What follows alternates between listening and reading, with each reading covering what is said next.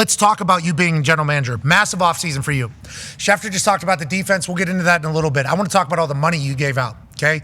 Obviously, Brock Purdy, 5-year, $265 million deal. Everybody thought that was lingering. You get the job done. That's a big number. You were still able to pay George Kittle, Fred Warner, 2 pillars of your team and who have been.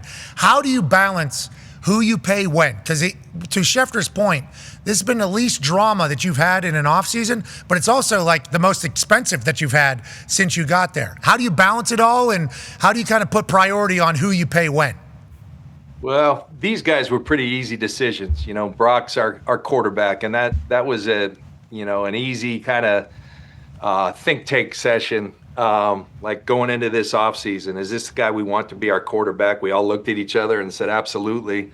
And we went to work on doing a deal. And Brock wanted the commitment from us. He has shown tremendous commitment and ability to lead our team. And so it was too much like right, as they say, and we had to get it done. So we did.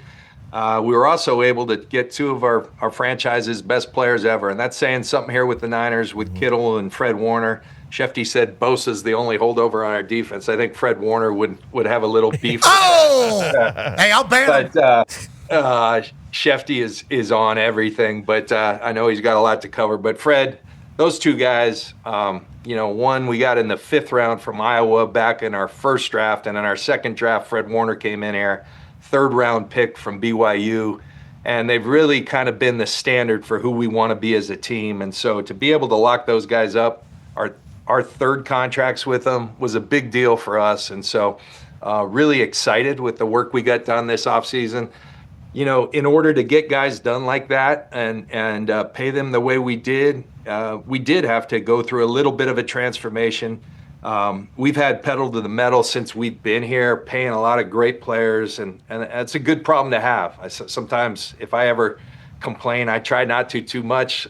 Some other GMs will say, well, I'd love to have your issues. You've got a lot of great players, and we've been able to do that. And but these were core guys.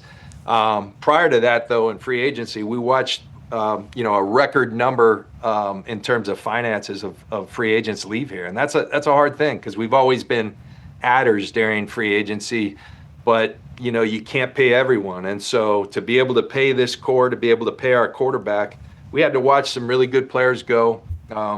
Fortunately, we had 11 draft picks, and it also coincided, you can't get old as a team. And so we had to let some guys we really loved, and we had to get younger. And I think with the 11 draft choices, there's going to be a ton of opportunity for those young players to show who they are. And we like it right now.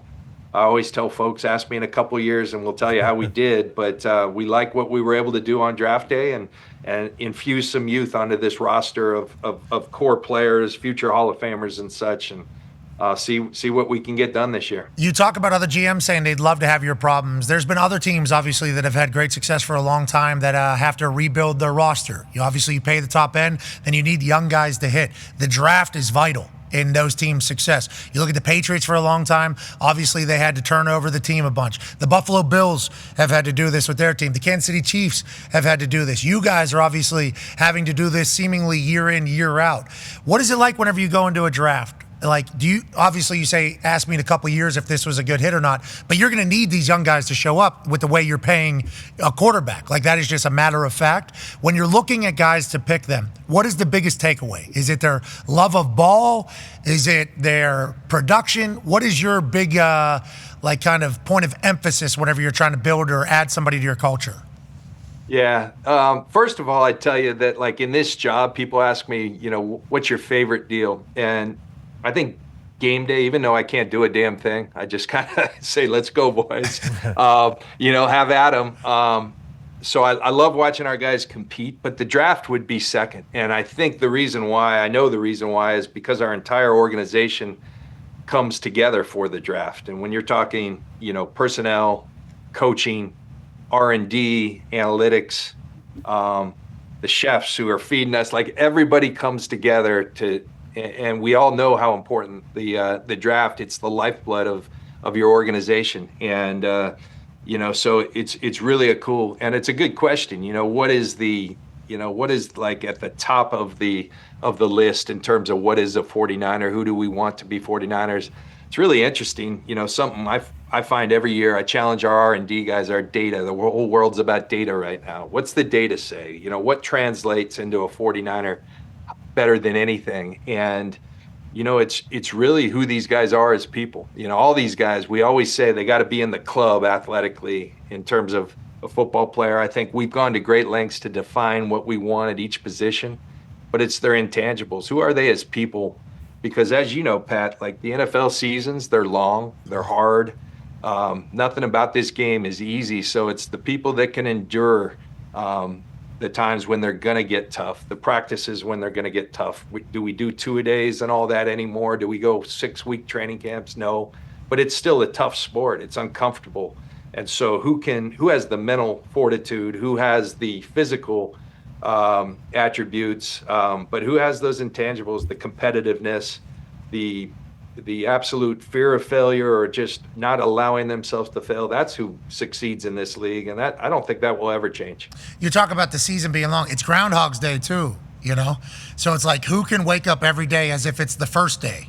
Like that mentality is a big deal. Being a good locker room guy is a massive ordeal. That's why, obviously we love Fred. He's been on our show a couple times and has lit it up every time. But George Kittle feels like the perfect locker room guy. His energy is somehow always at 100. He's always positive. I saw him at WrestleMania. I think it was a few days before you guys got the deal done. He looked more jacked than ever. And I told him that. I was like, you look like oh yeah. I'm in great shape right now. I think your entire team understands that last year wasn't what your guys' standard is. Last year was an anomaly as opposed to the regular. And I think last year, the expectations of your team changed 4 days before the season started. As somebody that drafted Christian McCaffrey in the first round of my fantasy football draft, to learn just a few days beforehand, hey, this might be a little bit different year for the Niners. Ty has a question for you, John. Yeah, John, when that news came out and everyone was saying, actually, it might be a little bit more serious than people thought. Anytime you hear Achilles, even though it was just tendonitis, it kind of made everyone pause, and that ended up kind of derailing you guys' season before it even started with how big of a factor he is in your offense. How's his health going into this year? What have you seen from him, and do you expect to have the Christian McCaffrey of old back this year?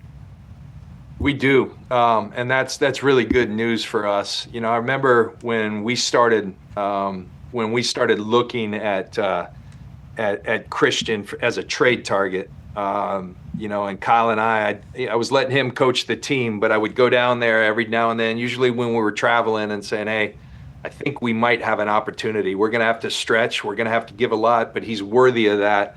What do you think? And I remember the thing Kyle said. He said, this guy can unlock our offense. And what's that mean? Well, it means that Christian running the ball, you see him here. He can bust the long ones. He can get the gritty, tough yards. But then in the pass game, that's where he is not just a runner. He's a difference maker. And if he's not getting the ball, he's attracting attention. When Christian McCaffrey's on a check down, the linebackers aren't going to get quite as deep. Well, what's that do? That opens it up behind for guys like Aiyuk and Kittle. And so, I think that's what Kyle was speaking of when we talked about potentially grabbing Christian, and that's exactly what he was. And so, yes, it was a tough blow when he wasn't healthy. We had players step up. J.P. Mason, who now has moved on, had a tremendous year. But Christian's different. There's very few needle movers. Pat, that's something your old GM Bill Polian, and I have talked about, absolute needle movers who changed the game. Christian's one of those guys, and he's been that for us, and he's healthy. He's out here. Christian's a guy who can't get enough work, but it's so good for us to see him, healthy. He'll actually speak to our team before we leave. It's like school's out for summer today, and our last day, and we always have someone speak about the importance of 40 days away, and Christian's going to give that talk today. And I think there's no one better because the way he attacks it. Kyle says he's like a walk-on who's like one of the most talented players in our league, but he's got that walk-on mentality. His dad was the same way. I played with his dad in college back when I was a quarterback, throwing passes to Eddie McCaffrey, the wide receiver. And his dad was very much the same way. They're maniacal in their work ethic, and I'm talking about Christian a lot because he's an easy guy to talk about. Yeah, absolutely. And how easy he is to talk about is how mind blown we were that he wasn't going to be playing. It was like, wait a second, the whole NFL took a hit whenever it was like Christian McCaffrey is not going to be as present as he has been in the past. You just said he's healthy, he's out here, he's feeling good. Yeah, he's doing great. He's doing great. He's taken a part of every OTA we've had, every offseason practice. I mean, that's one thing. You talked about it. Certainly not our standard. Embarrassing, what happened last year. A lot of reasons for it, injuries to Christian and whatnot. But ultimately, those are just excuses, and we had to own that. And we had to take a hard look and say, where can we be better? And when I knew our players took that to heart was day one of off-season program, and we had 100% attendance, and for something that's voluntary. And that spoke to me that our players understood we fell way short of our standard, and the work's been excellent. And now they got to continue that work away from here. But these are really important weeks, and they're weeks you kind of cringe as a GM, as a member of this, as a player. This is when I always knew I had an opportunity, because when you're all here, I think everyone's on a level playing field. When you leave, that's when I knew, okay, I can make up now because we're on our own. And what are you going to do with that time off? And so I hope our players take advantage of it. I think and have a really good feeling that they will, by the way they've approached this offseason, knowing the opportunity we have in front of us. Well, Christian McCaffrey is going to give a great speech, too. Yeah. The boy's probably not even going to leave. Normally, last day of OTAs, that parking lot afterwards sounds like a screech fest, and that's not just the players. That's the coaches getting the hell out of there, too, for the break. But after Christian McCaffrey talks, I've heard that the expectation is they're calling for more OTAs. Nice. Yeah, that's what I heard about the Niners this year. You mentioned a name there with Aiyuk maybe opening up behind whatever Christian gets those linebackers to get sucked up, sucking up those linebackers. And then you know what we're saying, John. Yeah, former quarterback and safety. You know all about those linebackers getting sucked up in there. But let's talk about Aiyuk. Obviously much different this year than last year. And, Schefter brought up how there isn't a lot of drama or distractions. Felt like that one was loud last year, and I think you would probably even admit that. I think with the way it was being covered, with the way showing up at practice, the way things were going, seemingly leaving, this wasn't going to work out. It was loud. How is that relationship now?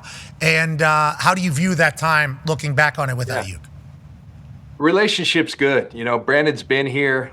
He had a tough injury. He everyone saw that play against Kansas City. It was crushing for us because Brandon's such a big part of who we are. Looking back on the Brandon situation, I think every situation that you go through in life, in football, in this job, it's a learning opportunity. I look at things like that, like what could we have done differently to have made that a little more seamless? And sometimes those things are tough. They can be contentious. There's things that I learned that would we have done some things differently? And I think Brandon and I have had these conversations that are there things he would have done differently? Absolutely. But one thing I think in families, you have little spats and then you give a big hug at the end and you work together, and that's where we're at. And Brandon's doing a tremendous job coming back. These guys that are incredibly skilled athletes, they tend to heal a lot faster. It's kind of incredible how well he's healing, and he's putting in the work. We're proud of Brandon, and we're looking forward to him being part of this team moving forward. We made a big investment in him. We're proud to have him part of our franchise, and looking for big things from him. And we're going to let him get right before we get him back on that field. But he's an important part of this team. Yeah, him still being there is obviously great for Brock Purdy. Whenever you talk about weapons, you lost a weapon of yours that you've had for a long time. Go ahead, Con Man. Yeah, John, how's the relationship with Kyle Shanahan going since you traded Deebo Samuel and drafted 3 defensive players in the first 3 rounds? Is that something you guys have kind of gone back and forth about? And how has that been this offseason? Well, Deebo was special to all of us. You talk about the draft and a great draft choice. I mean, Deebo's been that guy for us, and things happen, and Deebo's in a great place in Washington. I think he's going to thrive there. As for picking the 3 defensive players, Kyle was right on board. I promise you. That's one cool thing about Kyle since we've been here. Everyone would think the guy that calls the offensive plays, he's also the head coach of this team, and he knows. I think that's one thing we really bond on. And I think it goes back to our roots. I obviously played and in Tampa for Monty Kiffin, Dungy, all that group, and then Gruden in Tampa. Well, Kyle's first job in the NFL was in Tampa. And he was on the offensive side of the ball, but I think spent most of his time with Monty Kiffin, Lovie Smith, Rod Marinelli, Mike Tomlin, that whole group. And so a lot of our beliefs on football and how you succeed, how you win, were kind of probably formed through there. I also played for his dad. So we got a lot of similar beliefs, and we challenge each other and try to put the best team out there. But Kyle was on board on those defensive players, and we're fired up about those guys. How about that staff you just mentioned down there in Tampa? Absolutely absurd. And also, anytime there's something that's Tampa 2, that place is known for phenomenal defense. Feels like that's coming back in the world that we're in. High shell, Tampa 2, seemingly the time is a flat circle in this entire football world. I love that you guys focus on defense so much, because that was my big takeaway whenever I watch you guys play Seattle. It's like your defense flies around, flies to the ball. Now, obviously, you being one of the leaders of the team, we would expect that because of your expectations and everything like that. But the players are bought in, and it feels like your defensive coordinator spot is one that is highly regarded. And you got a familiar face back in the building. Go ahead, Tone. Yeah, John, does it make it easier for you and Coach to draft those young defenders when you know that Coach Saleh is going to be back running the defense, and it's someone that you're super familiar with and have had a lot of success with? So when you draft those guys that they're going to be coached right? Absolutely. Robert was a big part of this thing. I'll never forget when Kyle and I were first putting this thing together. Kyle was still coaching, and we had a good idea. He was going to be our guy here in San Francisco. And whoa, sounds like some tampering. Kyle, asked me, hey, could you meet with this guy, Robert Saleh? I think he's got the goods to be a defensive coordinator. They were QCs together at Houston. And I remember Robert came down to my house in San Diego. Linda Lynch, my wife, went and bought a grease board from Staples or something so that I could interview him and he could draw some stuff up. And we sat there for like 3 hours in San Diego. I remember his bald head sweating. We were outside on a nice day, and we just talked ball for about 3.5 hours. And I became a huge fan of Robert Saleh, the person, the communicator, his energy, and then what's in here. And so Robert did great things with us, kind of, put together the foundation of a defense that, became a really successful one for a long time. And then Saleh went on to great things, in becoming a head coach. He earned that opportunity. And, to come back and have the opportunity to bring him back in the fold was huge for us. And it's been a big lift to our building. We got to get back to being a force to be reckoned with on the defensive side of the football. We slid a little bit last year. We got to get that back. We're intent on doing that, and Robert's a big part of that. Okay, what does the next 40 days look like for you as you head into training camp? Hayes in the barn, or are you still? There's a lot of free agents still out there. Yeah, ton of them. A lot of free agents out there. What does it look like for you over this break, if you will? Well, I'm going to go listen to Christian McCaffrey, get a little inspiration, and then we do a team barbecue. But, I think I love that. Hopefully, I love that. I don't know how many people do that, because literally everybody's trying to get out of the building on those last days. We always close it out. This has been a tradition since we've been here. We get bouncies and stuff for the young kids. Nice. We serve some adult beverages, make sure everybody's got a good, safe ride home. But it's a good way to kind of send people their own way. And we always close it. We've had Jerry Rice. We've had Fred Warner. I spoke one year on the importance of the 40. We don't call it 40 days off. We call it 40 days away, because you better be working. And smart. It's a critical time. So, you're always trying to get better as an organization. But you do know the commitment that comes with these seasons. So you have to mentally get away a little bit. And so I think sometimes just to remove yourself. We're San Diego folks, so we'll get down there, see my parents and my in-laws and a bunch of friends down there and see our kids as much as we can and get ready to come back here in this season and and get back to our standard here in San Francisco. Enjoy it all. We can't wait to watch. Are you a Peloton guy? Do you run? What do you do? You look jocked right now. You look very jocked. Yeah, I'm struggling, Pat, because I've always been a runner. That's I've enjoyed distance like since I retired, and this was the year. 53 years old, my knee just said not anymore, and I always had good knees, and my knee said not anymore. So little pickleball. I got back on the Peloton because I can't run, and been lifting more because I can't run. So. Oh, maybe we're bulk season, John Lynch. Maybe you come out there bulk. How's the pickleball? We got pretty good touch on that thing. We work in the kitchen. I like pickleball. My wife was a tennis player, so I get humiliated in tennis, but pickleball is like an equalizer. You can compete in pickleball, and it's fun. Yeah, it's a little bigger ping pong. Yeah. It's a little bigger ping pong. I feel like the tennis people have you because they're fundamentals, their serves. You got no chance. The serves are going to beat you every single time. Yeah, I mean, Every time. they're beating you regardless. It's like whenever you go golf with somebody that played high school golf. It's like they know what they're doing. You do not. Pickleball is a great equalizer because your athleticism can kind of make up for it, I assume you feel. Yeah, I still get whooped, but I can compete. And That's what it's all about. That's what it's all good, about. man. Yeah. All right, I'll see you on the Peloton this offseason, on to 40 days away. All right. I'm going to get in there. I'm getting a little fat. I've been in bulking season for 10 years. I need to maybe tighten it up a little bit. New standard in town, and I can't wait to watch you guys get back to your standard. You're the man. Thank you for the time, John. Yeah, good being with you guys. All right. Please tell everybody we said hello over there. Ladies and gentlemen, General Manager of the San Francisco 49ers, John Lynch. Yeah, John. 2 Ring of Honors.